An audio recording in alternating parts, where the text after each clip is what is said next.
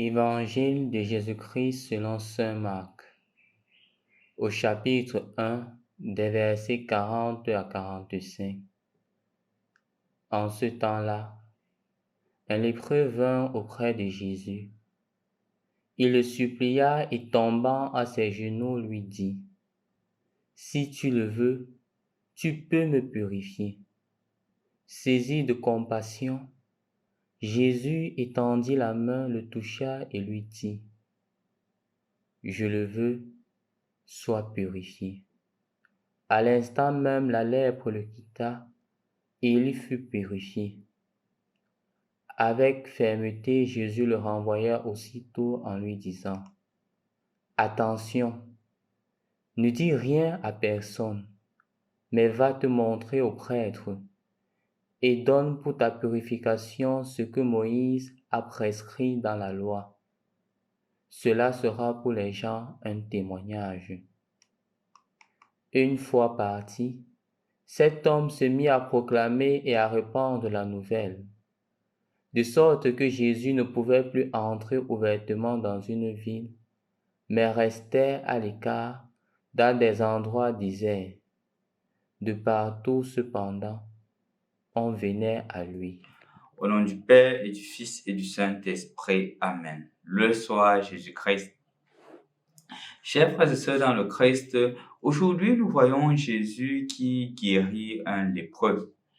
Et je voudrais davantage vous aider à comprendre, nous aider à comprendre quel était le traitement des lépreux à l'époque de Jésus. Puisque c'était une maladie très contagieuse, ils avaient un traitement spécial. Le premier, c'était que lorsque tu te rends compte que tu es lépreux, tu dois premièrement changer d'habit. Tu ne dois pas porter un habit normal.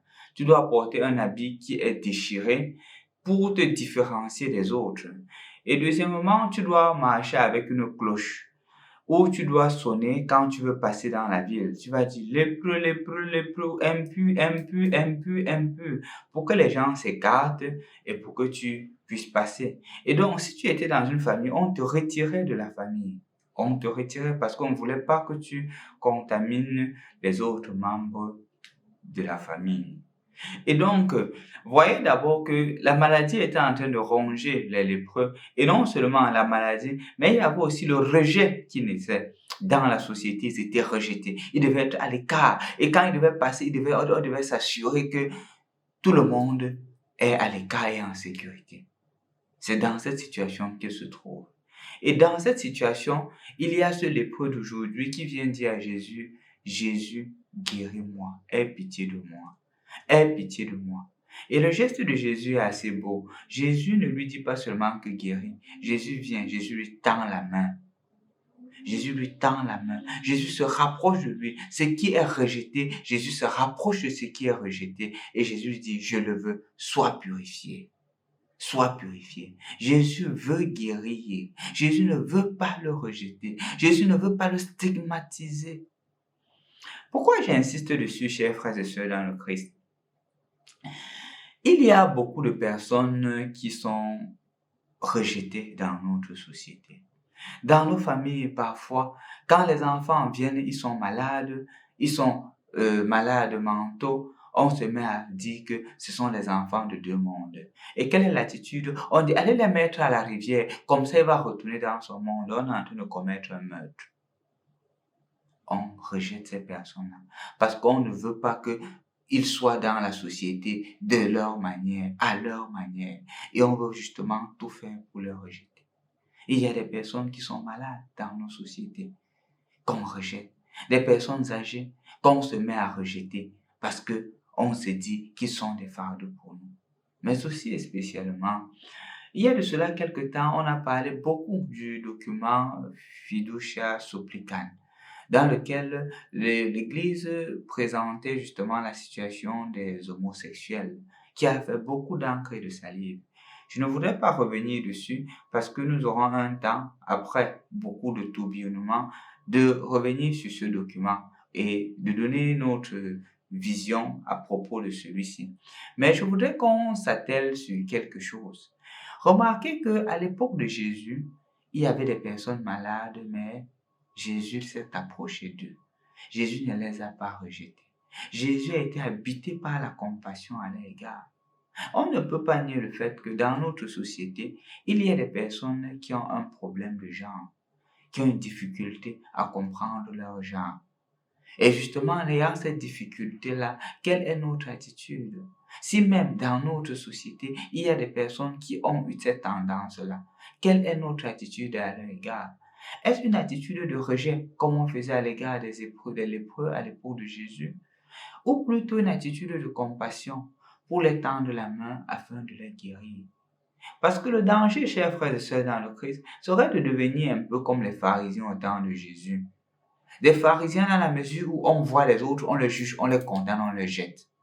Oubliant que nous tous, nous sommes d'abord des pécheurs et l'effort que nous devrions fournir, c'est de venir vers l'autre, lui tendre les mains et le relever.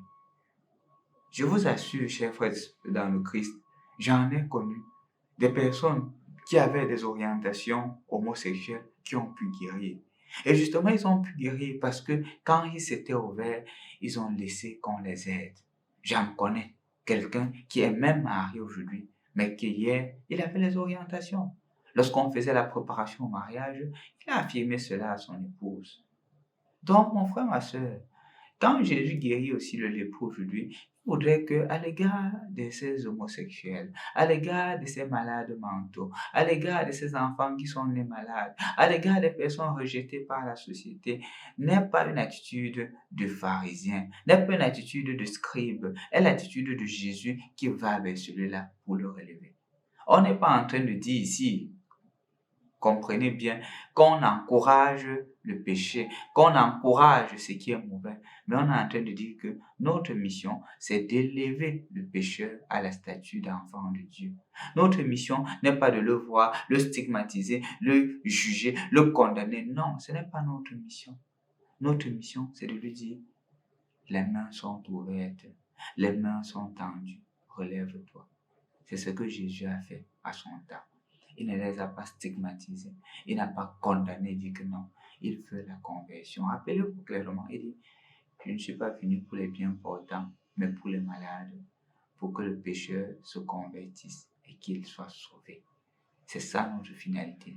Et ta mission aujourd'hui, c'est d'aller tendre la main à ces personnes-là que tu as rejetées, à ces personnes que tu condamnes, et donne-leur la grâce de se relever et de suivre le Seigneur fidèlement.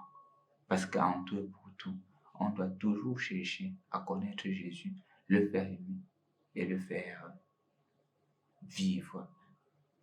Pas le faire vivre.